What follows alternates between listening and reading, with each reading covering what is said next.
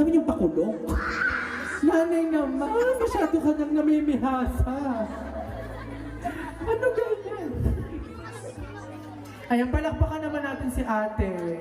Napaka-sweet mo talaga. Okay, next po. Parang gusto kong pumitas. Nanay, pikit mo na. Eto nanay, medyo mahaba-haba. Dear Charo. Dear Inay, ako lang ho ito, ang pinaka naging pasaway sa aming 7 magkakapatid. Kung sino ako, hulaan niyo mo. Anyway, happy birthday Inay kong mahal. Hiling ko lang ho ang magkaroon po kayo ng mahabang buhay at maraming kaarawan na kasama kami. Mahal na mahal ho naming magkakapatid. Mahal na mahal po namin kayo magkakapatid, kayo ng tatay. Alam kong sa ngayon ho, nabibili nyo na lahat ng gusto nyong bilhin. Napupuntan lahat ng gustong puntahan. Kaya wala na ho akong mahihiling kung hindi ang sana ay kumpleto pa tayong buong pamilya. Alam kong hanggang ngayon ay sariwa pa ang lahat ng sakit, pero Inay, kami man ho magkakapatid ay kulang na. Pinapangako ho namin na ang pagmamahal na ibibigay namin sa inyo ng tatay ay hindi magkukulang. Tandang-tanda ko pa noong ang tatay ang nag-birthday ng 60 niya.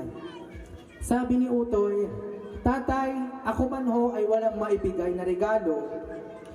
Pero pinapangako ko ho na ibibigay ko sa inyo ang aking diploma." Sino ba nagpasimuno nito? Hindi man niya ho matupad ang kanyang huling pangako. Alam ko ho na masayang-masaya siya ngayon kung nasaan man siya dahil nakikita niya tayo ngayon na masaya.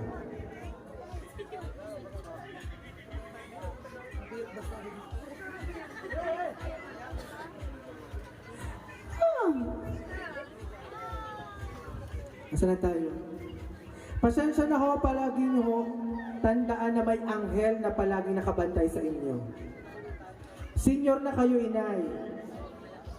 Pero nakakasama